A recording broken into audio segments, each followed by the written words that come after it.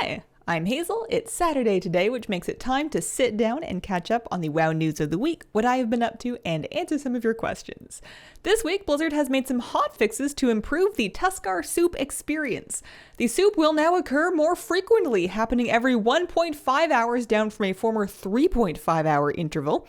More things will also now count towards the 5 tasks credit for your weekly soup quest. Things like picking up the meat from the invasion mobs that spawn will count.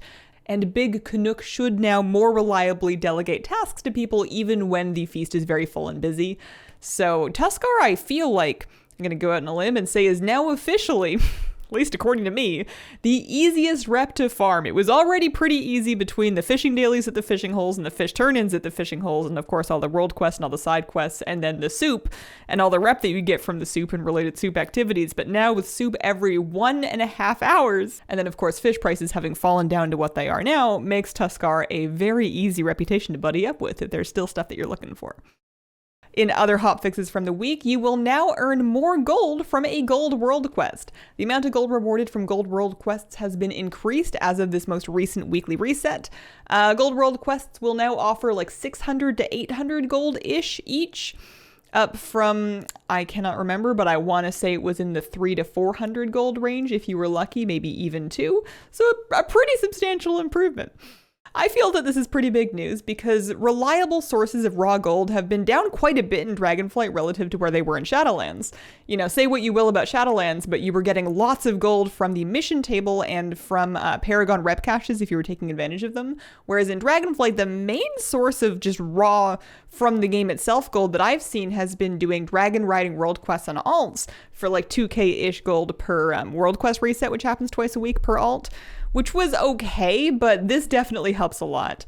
For somebody that might be struggling to make gold from professions, you could potentially do pretty well from doing just the gold world quests on your alts, especially given that on your alts, you're able to start doing world quests in Dragonflight right away, so they don't even need to be 70s. You could be doing gold world quests on an army of 60s to earn a pretty reasonable amount.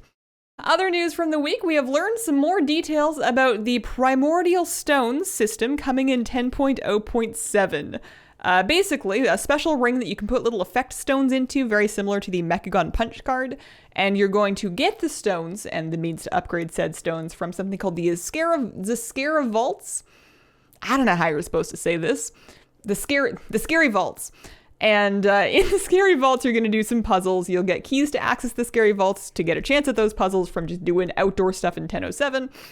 As a new feature, it's drawing many comparisons to other features of the past. It's been compared to everything from Torghast to the Domination Shards, but I don't think, having read this, and mind you, I haven't tested it on PTR yet, I don't think that those are quite fair. It seems more akin to the Thunder King vaults, as well as the aforementioned Mechagon Punch Card trinket.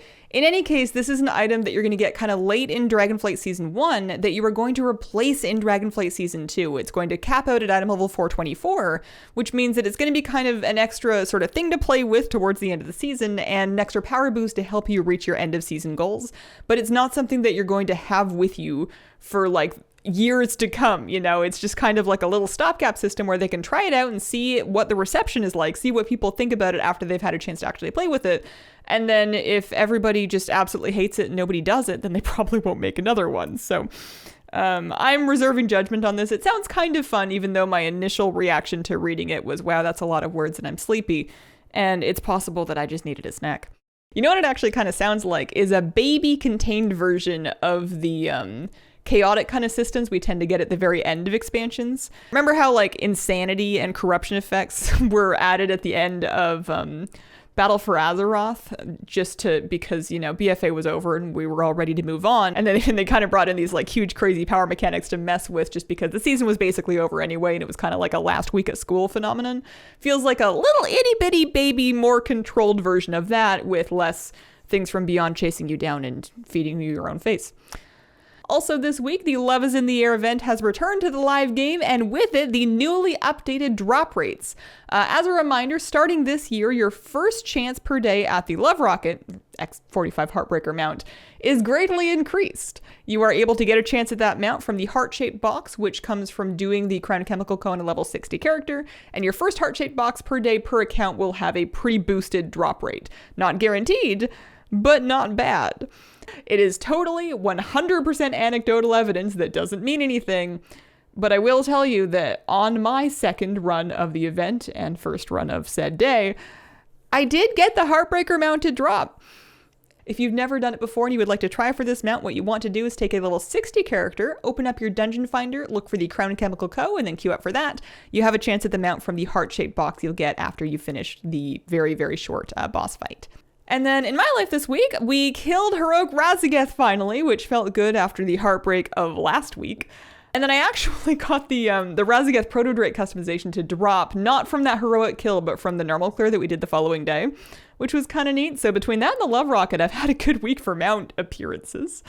And then I've been occupied this week running quite a few errands, which sounds boring and is boring.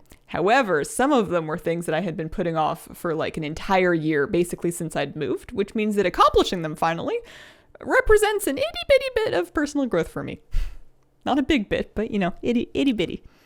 I can see this now because I got my new glasses. I guess I could probably see this before. And then questions from this week. Roman wants to know, what are your thoughts on giving players the option to show or hide sheathed weapons regardless of their backpiece choice? There are many with plenty of space to show weapons, and hiding them feels kind of arbitrary. So, I am with you. I totally agree. I think that there's really very little to no harm that could be done by adding a toggle that just lets you choose whether or not you would like to hide your weapons with a given backpiece. And we are increasingly having more and more backpieces that do hide weapons, so I think that would be a great option. That's also easy for me to say, though, because it's not my resources or money or you know, hard work fixing whatever problem would need to be fixed in order to actually make that happen. So the only like devil's advocate reason I could come up with for why they would not want to add a feature like that, aside from the resources excuse, is that maybe there would be some objection to allowing players to intentionally wear their weapon and backpiece in a way that just mega clips, because it might, you know, look bad in the game, but we already have so many things that clip hysterically anyway that feels a little bit like it doesn't hold all that much water. So I don't know. I think it's a good idea, but I think lots of things are good ideas, and historically not all of them happen. Lots of them don't. I like to think that I'm just kind of like contributing to the thought universe, and that even if a bunch of it was just a waste of brain energy, there's like a alternate universe thought frog out there that's just like slurping them up for snacks that appreciates the daydreaming that we do. Anyways, that has been the week. Thank you very much for watching. If you have any questions for a news video, please leave them in the comments and include the word question to help me find them. I appreciate you guys, and I hope you have a wonderful, wonderful day.